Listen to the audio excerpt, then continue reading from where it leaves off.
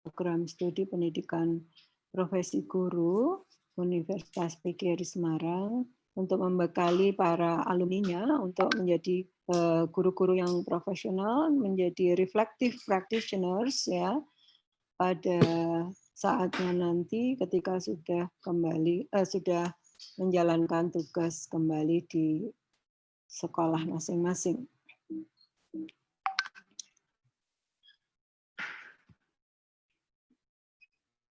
Saya memodifikasi judul yang diberikan oleh Pak Bagus dengan ambil tema topik ya, menulis untuk pengembangan profesi guru berkelanjutan.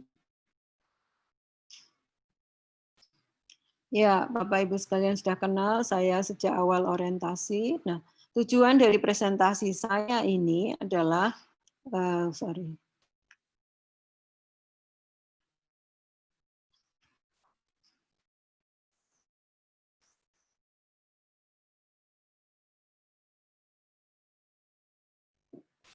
membangun pemahaman,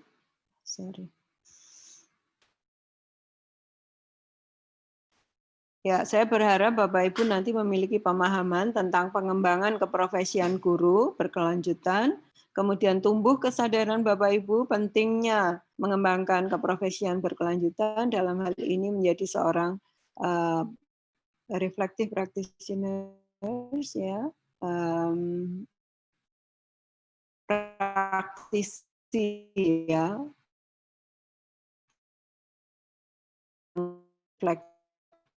itu yang reflektif, nomor sikap positif dalam menjalani profesi Bapak Ibu. Ingin mengajar, apalagi melangkah menuntut ilmu, luruskan niat Bapak Ibu sekalian. Hadirkan Tuhan yang Maha Pengasih, yang Maha berilmu, ya, yang sudah menitahkan kepada kita untuk menjadi manusia, ya, manusia yang semoga menjadi salah satu mandataris beliau menjadi mengajarkan ya, salah satu fungsi mengajarkan manusia tentang apa yang tidak diketahui oleh peserta didik kita. Nah, untuk itu pula kita juga dituntut untuk selalu belajar. Oke, maka dari itu saya ingatkan sekali lagi, kita luruskan niat, kita hadir di forum ini, forum Zoom ini, forum pelatihan ini sampai dengan hari Jumat nanti, karena ada perintah dari Tuhan yang Maha Kuasa, yang Maha Berilmu, untuk kita selalu menuntut ilmu. Maka semoga menjadi majelis kita menjadi majelis yang mulia, karena di situ hadir orang-orang yang sedang belajar, menuntut ilmu, dan untuk itu pula maka akan hadir malaikat-malaikat yang akan selalu mendoakan para penuntut ilmu itu, bahkan ikan-ikan di samudra luas pun demikian berdoa untuk Bapak Ibu sekalian.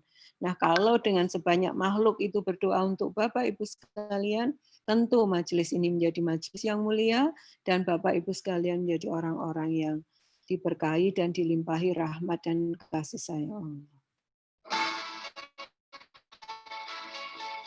Saya ingin memulai dengan Bapak Ibu, mengingatkan Bapak Ibu sekalian bahwa mengingat tujuan itu menjadi penting, ya. Kita menancapkan tujuan itu menjadi penting karena itulah langkah awal kita untuk mewujudkan sesuatu yang ada di benak kita yang mungkin belum terucap bahkan, ya. Dan itu pula adalah langkah awal kita yang akan menyebabkan kita sampai pada tujuan. Kalau tidak punya tujuan, tentu kita akan terombang-ambing.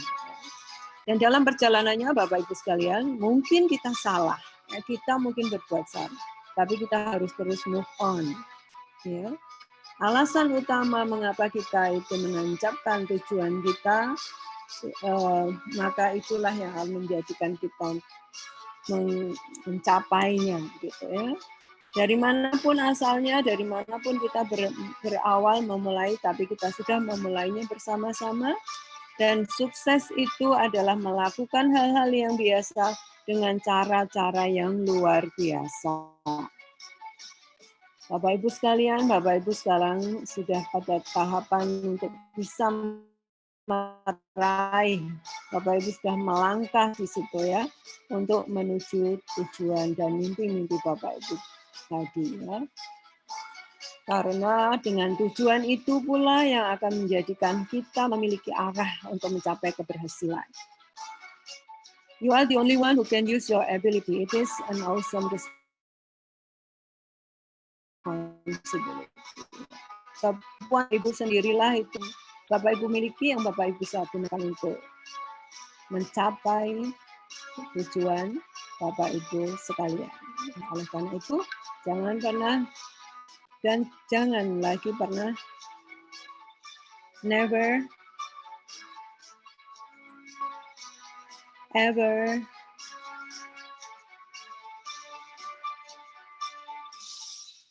give up.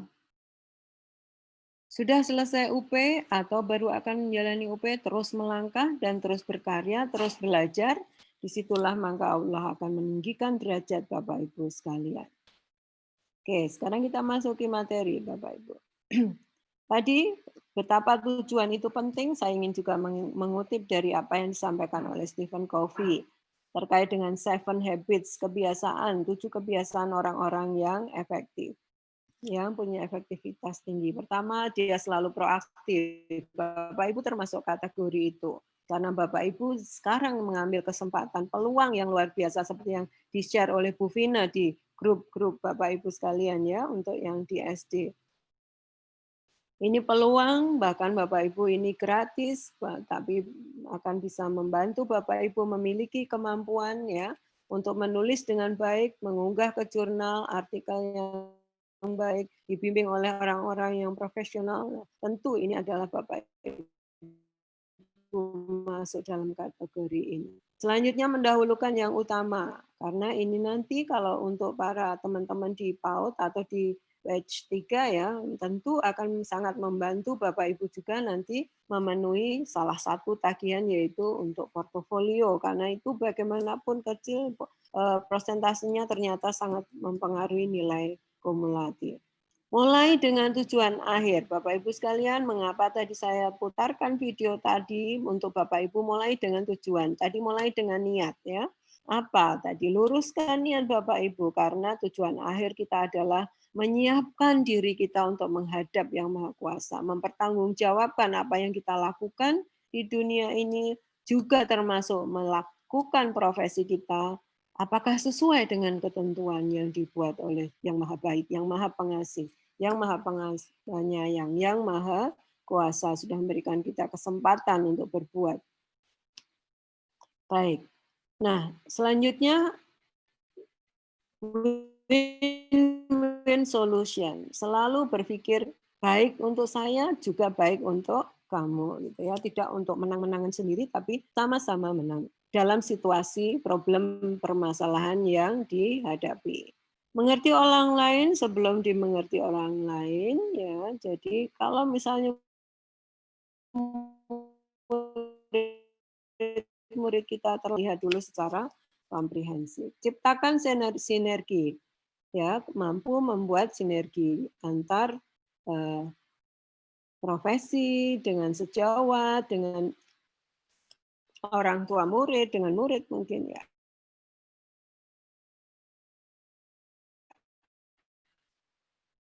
Dan yang terakhir juga selalu mengasah baik itu fisik, sosial, intelektual ya, selalu beradaptasi dengan kemajuan ilmu pengetahuan dan teknologi. Nah, itulah kira-kira Bapak Ibu sekalian, kita sudah mencanangkan Tuhan mencapai itu memang semua butuh perjuangan. Ini murid-murid Bapak, perjuangan mereka harus menyeberang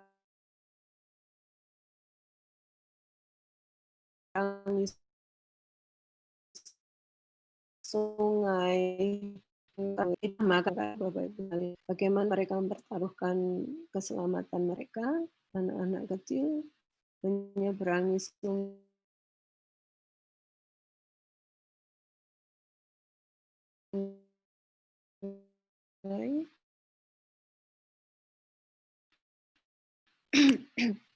Harus sungguh-sungguh yang pengalaman yang baik kita bisa share dengan teman-teman sejawat kita melalui artikel yang kita tulis, dari pengalaman kita, dari peta kita, untuk kemudian bisa dibaca oleh teman sejawat kita yang lain, sehingga menjadi pengalaman yang bisa mereka lakukan. Semoga ini juga bisa menjadikan kita motivasi. Nah, Bapak Ibu menghadapi situasi yang mungkin kalau digambarkan itu seberat seperti yang dihadapi anak-anak ini, ya, coba Bapak Ibu bayangkan,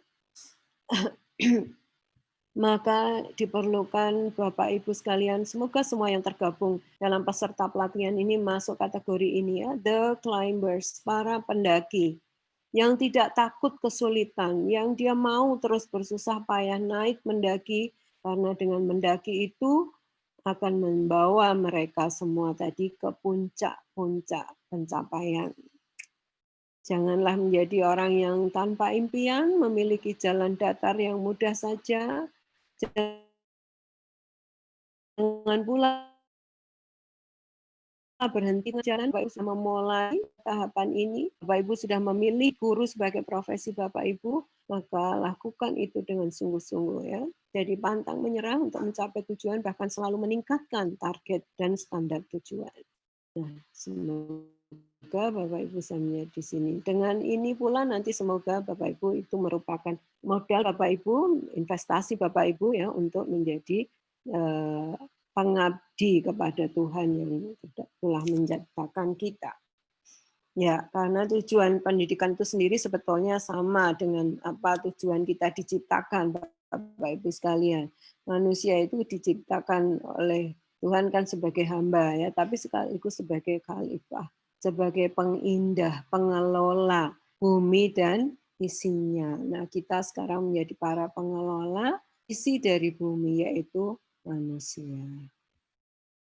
Melalui profesi yang kita pilih, yaitu profesi guru. Nah, dasarnya apa untuk guru? Mengingatkan kembali saja Bapak Ibu sekalian di Undang-Undang Guru dan Dosennya. Di sini ada bahwa pendidik atau guru itu merupakan tenaga profesional. Nah, maka itu dengan profesional bertugas merencanakan, melaksanakan proses pembelajaran, menilai hasil dan melakukan pembimbingan dan pelatihan. Ini haknya dan ada juga kewajibannya. Sekarang kita lihat kewajibannya. Ini menciptakan suasana, kemarin Bapak Ibu sudah mengembangkan diri itu ya selama PPG, memberi teladan dan seterusnya, harapannya nanti juga akan begitu. Ini tagihannya, standarnya ya Bapak Ibu memiliki kompetensi-kompetensi seperti ini. Nah, nanti sub kompetensinya akan seperti apa? Ini dasar hukumnya Bapak Ibu ya. Jadi undang-undang ini Undang-Undang Guru dan Dosen ya tahun 2005. Kemudian juga Undang-Undang Nomor 20 tahun 2003 tentang Sistem Pendidikan Nasional itu menjadi dasar. Mengapa Bapak Ibu harus juga dituntut untuk terus belajar, meningkatkan kompetensi diantaranya melalui aktivitas reflektif tadi, diantaranya dengan melakukan penelitian. Karena guru profesional itu harus benar dan benar, maka disinilah kira-kira Bapak Ibu mengembangkan lagi potensi Bapak Ibu untuk menjadi para guru yang reflektif. Nah, kalau lulusan PPG itu guru profesional, seperti apa sih guru profesional itu ini? Menguasai materi ajar, menginspirasi, menjadi teladan, penampilannya memesona, dan seterusnya seperti yang tertuang di dalam undang-undang tadi. Kemudian juga seperti yang nanti akan ditagih di dalam UKIN maupun UP bagi yang belum melakukan itu. Ibu Bapak, saudara-saudara sekalian, jadi untuk konstruksi kompetensi guru profesional itu ada ini ya, 7 capaian pembelajaran. Ya. 7 capaian pembelajaran. Seperti ini deskripsinya. Ya. Bapak Ibu harus menguasai ini semua. Dan dalam konteks kita sekarang ini, yang paling penting adalah di sini sekarang. Kita ini bicara di nomor 7. mampu mengembangkan diri secara berkelanjutan sebagai guru profesional melalui penelitian, refleksi diri, pencarian informasi baru, dan inovasi. Ini yang tagihan portofolio itu.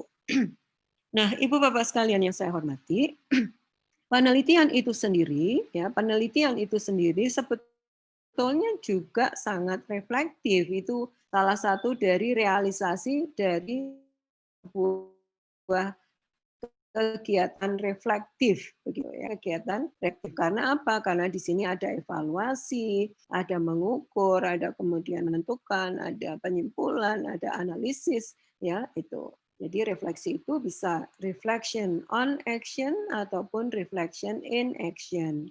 Nah, reflection on action itu diantaranya tadi kita merancang, kita melakukan